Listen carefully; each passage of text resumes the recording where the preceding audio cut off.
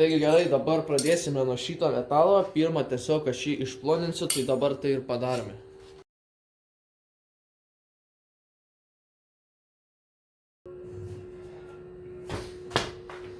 Taigi gerai, išploninau, dabar tiesiog sulaikysiu ir kai bus kaip ir viskas.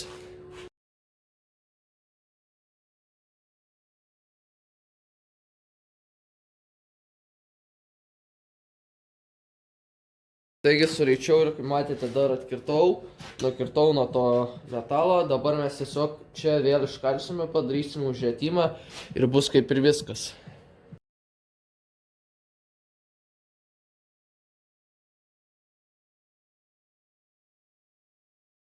Taigi ir gerai, va gavome va štai tokį pakabuką.